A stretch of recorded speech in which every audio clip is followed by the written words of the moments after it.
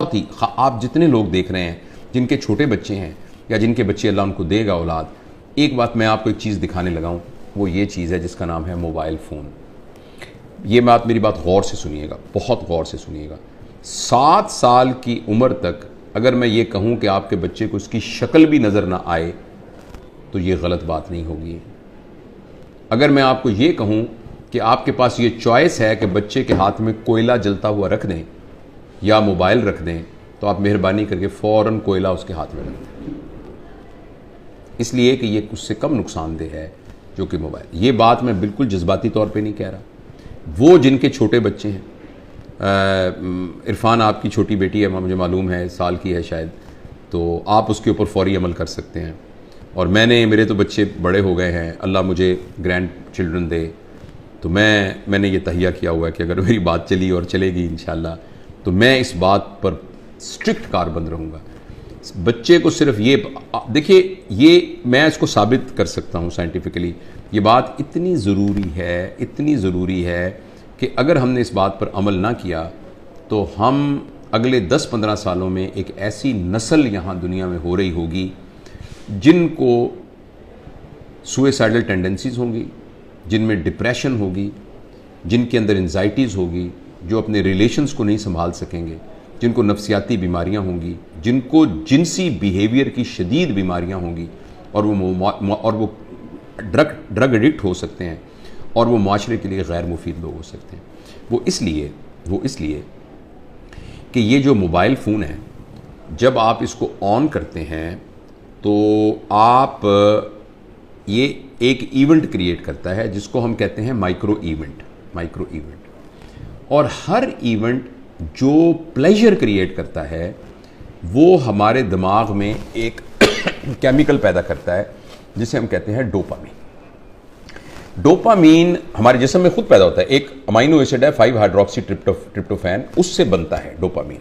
और ये ज़रूरी है क्योंकि इसकी बुनियाद पर एक तहरीक पैदा होती है। जब आपको कोई चीज़ अच्छी लगती है तो एक तहरीक पैदा होती है जिससे आप काम करते हैं। अल्लाह पाक ने आखिर किसी पर्पज़ के लिए बनाया है।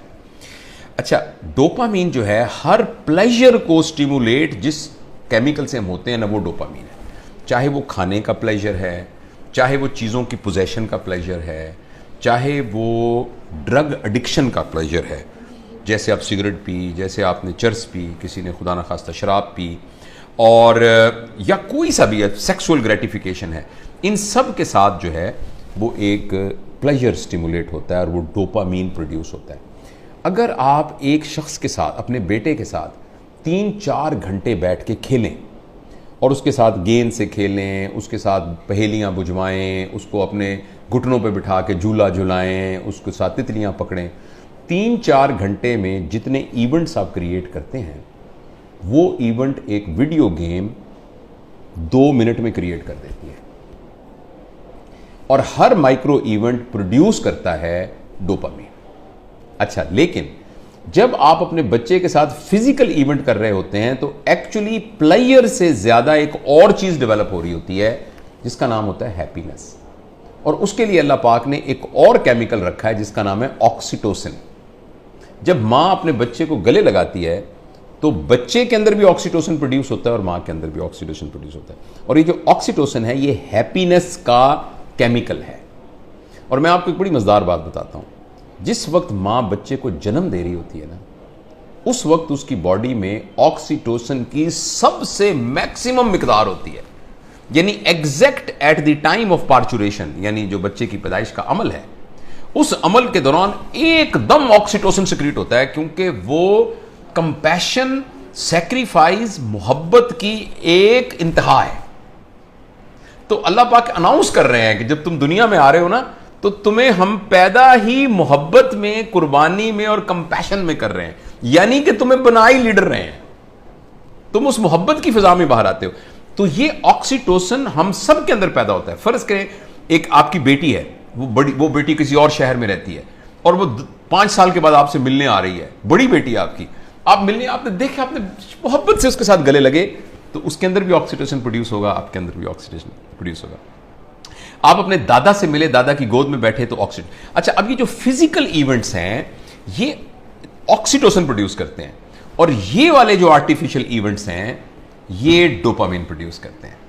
दोनों में ये फर्क ये है कि डोपामीन जिस रिसेप्टर पर जाकर वो कैफियत पैदा करता है वो टेम्परेरी होता है, और उसके अंदर एक फिनोमेना होता है, वो बिल्कुल ऐसे फिनोमेना है जैसे एक आदमी एक रोटी की बजाय 6 रोटियां खाता है तो उसका पेट बड़ा हो जाता है, अब उसको 6 चाहिए होंगी, 6 खाएगा तो वो और बड़ा हो जाएगा, अब उसको 8 चाहिए, 8 खाएगा तो वो फिर उसको बड़ा, यानी वो आहिस्ता आहिस्ता मैदा बड़ा होना शुरू हो जाता है। इसी तरीके से डोपामीन के जो रिसेप्टर्स हैं उनकी केमिकल इस किस्म का है। समझें, आप समझने के लिए कि डोपामीन का पेट समझ लें, वैसे तो ब्रेन के अंदर बाकायदा रिसेप्टर्स, वो रिसेप्टर्स की तादाद बढ़ जाती है। जब रिसेप्टर्स की तादाद बढ़ जाती है तो जितना डोपामीन प्रोड्यूस हो रहा होता है उससे गुजारा नहीं होता। इस कैफियत का नाम होता है एडिक्शन। जब हम सिगरेट के एडिक्ट होते हैं तब भी डोपामीन मांग रहा होता है हमारे रिसेप्टर्स, जो हिरमन वाले हैं वो भी डोपामीन मांग रहा होता है। और मैं आपको बहुत ही बुरी खबर देने जा रहा हूं, वो ये है कि शायद सिगरेट, शराब और हेरोइन से भी ज़्यादा जो एडिक्शन छुड़वानी मुश्किल है वो ये स्क्रीन की एडिक्शन है। आपको ये सुनकर बहुत ज़्यादा हैरानी होगी कि अगर आप 5 मिनट में 10 सिगरेट पिएं, ऐसे कश लगा के, एक सिगरेट ख़त्म हो तो दूसरी, दूसरी लगाएं तो तीसरी, तो उससे जितनी डोपामीन प्रोड्यूस होती है तकरीबन 2 या 3 मिनट की वीडियो गेम खेलने से एक बच्चे के दिमाग में उतनी ही डोपामीन प्रोड्यूस होती है। लिहाजा जो फिजिकल नुकसान होना है उसका, सिगरेट का, टोबैको का और जो धुएं का और आग का, उसके अलावा जो इमोशनल और जो मेंटल नुकसान होना है वो शायद इस वीडियो गेम का सिगरेट के कष्ट से बहुत ज़्यादा होता है। और ऐसी सूरत में जो अहम बात यह है कि जब ये डोपामीन बहुत प्रोड्यूस होनी शुरू, अब गौर से सुनिएगा इस बात को, 2 साल के बच्चे को जब आपने इतनी डोपामीन पर डाल दिया, नहीं उसको हेरोइन का आदी बना दिया, अब ये हेरोइन अब ये मोबाइल भी नहीं दे सकेगा, वीडियो से क्या करेगा, कितने जहाज मारेगा, कितने बंदों को कत्ल करेगा, उस जो गोलियों से मार मार के कितनी देर करेगा, लेकिन डोपामीन इतनी चाहिए कि ये प्रोड्यूस नहीं हो रही। अब बच्चे के अंदर एक कैफियत पैदा हो जाएगी जिसको कहते हैं चाइल्डहुड डिप्रेशन एंड फ्रस्ट्रेशन। मुझे बहुत अच्छी तरह याद है, इसी कमरे में एक खातून आई, उन्होंने कहा डॉक्टर साहब मैंने आपकी बड़ी वीडियो देखी है तो मैं अपनी बच्ची को आपको मिलवाना चाहती हूँ। 5 साल की बच्ची थी, 4 या 5 साल की बच्ची थी।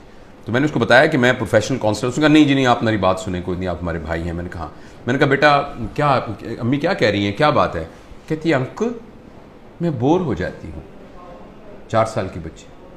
बोरियत तो बच्चों का प्रॉब्लम नहीं है, बोरियत तो बच्चों का प्रॉब्लम नहीं है, बच्चों के पास तो बहुत एक्टिविटी होती है, बच्चा तो बोर होता ही नहीं है।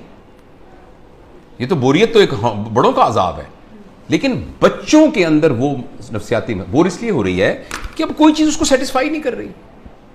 जब कोई चीज सेटिस्फाई नहीं करेगी, अब मुझे कुछ और चाहिए। देखो बोरियत तब होती है जब आपके पास कोई काम ना हो। तो बच्चों के पास तो बहुत काम होते हैं, उन्होंने तो गुड़िया के साथ खेलना होता है, उन्होंने तो रस्सा कूदना होता है, उन्होंने तो तितलियां पकड़नी होती हैं, उन्होंने तो पेंटिंग करनी होती है, उन्होंने तो क्राफ्ट्स बनाने होते हैं, उन्होंने तो दोस्तों के साथ गप्पे मारनी होती हैं, उन्होंने तो बहुत कुछ करना होता है, छलांगे लगानी होती हैं, उन्होंने तो फुटबॉल खेलना होता है। तो बच्चों के पास तो बहुत सारे काम होते हैं। लेकिन वो 4 साल की बच्ची इसलिए है कि उसको ये देकर हमने बाकी तमाम चीज़ों से मफलूज कर दिया है। उस बच्ची के लिए गुड़िया खेलना, उस बच्ची के लिए अपने बच्चों के साथ बैठकर मट्टी के घर बनाना, वो उसके लिए कोई अट्रैक्टिव नहीं है। अब उसको इससे बड़ी कोई चीज़ चाहिए। और अगली खतरनाक बात क्या होगी कि जब बच्चा बोर हो जाएगा और बच्चे की डोपामीन पूरी नहीं होगी और माँ बाप को इतनी तरबियत नहीं है, तरबियत होती तो माँ बाप इस कैफियत तक आने ही क्यों देते। अब बच्चा इस वैक्यूम को फिल करने के लिए कोई ऐसा तजुर्बा करेगा जिसमें उसकी क्लास का कोई बदमाश सा लड़का शामिल होगा या कोई और आउटसाइडर शामिल होगा, जिसमें वो बच्चा ड्रग्स में जा सकता है, क्योंकि बोरियत नहीं है। जब बोरियत है तो कुछ करना पड़ेगा बोरियत को दूर करने के लिए। क्रिमिनल है, कोई चोरी करनी पड़ेगी, 1 व्हीलिंग मोटरसाइकिलिंग करनी पड़ेगी, कुछ ना कुछ गड़बड़ करनी पड़ेगी। तो लिहाजा जो सोशल साइंटिस्ट हैं वो इस बात पर मुत्तफिक हैं, लेकिन अनफॉर्चुनेटली हमारे माशरे में तमाम चीज़ें पैसे के गिर्द घूमती हैं। ये रिसर्च छप नहीं रही, ये रिसर्च उतनी ओपनली मार्केट में आ नहीं रही, इसलिए कि बिलियंस ऑफ डॉलर का बिजनेस है मोबाइल का। हर घर के अंदर जिस बंदे ने IBM इंटरनेशनल बिजनेस मशीन जो बनाई थी, तो इंटरनेशनल बिजनेस जिसमें उसने ये कहा था और कि ये जो मशीन है ना, ये सिर्फ दफ्तरों के लिए है, इसका आम लोगों से कोई ताल्लुक नहीं है और इतनी बस मेमोरी काफ़ी है जो कि संभाल लेगी। तो किसी ने कहा कि नहीं, मैंने इस मशीन को हर मेज़ पर पहुंचाना है, इसलिए उसने इसका नाम रखा डेस्कटॉप। हर डेस्क पर पहुंचाना है। तो अगले ने कहा ये तुमने क्या कमाल किया, मैंने तो हर एक की गोद में पहुंचाना है, तो उसका नाम रखा लैपटॉप। फिर किसी ने कहा लैपटॉप नहीं, मैंने हर एक की हथेली में पहुंचाना है, तो उसने कहा ये पाम टॉप, ये पाम टॉप होगा। और इस पर इक्तफा नहीं है, अब एक ऐसी ऐनक बन रही है जो 1-2 साल में आ जाएगी, जिसमें आपकी आंखों पे चढ़ा दिया जाएगा। ये इसकी स्क्रीन आपकी आंखों में है, आपको कुछ और पकड़ने को यहां से आपको नजर आ रहा है। यानी दुनिया में रहते हुए आप दुनिया, वर्चुअल दुनिया को देखेंगे। क्या इंसानों के ऊपर अजाब आने वाला है, इंसानी वर्चूज पर क्या अजाब आने वाला है। तो इसलिए मेरे बहुत ही प्यारे बेटों बेटियों, अगर बच्चियां भी देख रही हैं और मेरे दोस्तों, मैं आपसे गुजारिश करना चाहता हूं, और मैं अपनी ज़िंदगी पर मैंने इसको कुछ दिनों से नाफिज किया हुआ। बताऊं कि मैंने क्या किया। मैं तो बड़ा हो गया हूं, पता नहीं जो नुकसान होता। मैंने तहैया किया हुआ है कि मैं सुबह उठकर इस मोबाइल को नहीं देखूंगा। मैं फजर की नमाज, थोड़ी सी एक्सरसाइज करने के बाद मैं जब 10 बजे अपने काम पर आता हूं, तो उस वक्त मैं इसको पहली दफ़ा खोलता हूं, और खोल के मैं अपनी ईमेल वगैरह सब कुछ देख दूं कि, या व्हाट्सएप जो भी कुछ करना है करके बंद करता हूं। फिर मैं ये कहता हूं कि मैं 4 घंटे के बाद दोबारा देखूंगा। अभी मैंने कुछ 4-4 के घंटे के वक्फे पर मैं ले गया हूं इसको, लेकिन मैं इंशाअल्लाह अज़ीज़ इसको और भी इसे जान छुड़ाने की कोशिश करूंगा। और अब मैं आपको यकीन दिलाता हूं, मैं बगैर किसी शर्माए ये बात बताता हूं, मुझे बड़ी तकलीफ हो रही है, बार बार मेरा हाथ ऐसे जाता है। आपसे भी गुजारिश है कि आप ये तजुर्बा करके देखें।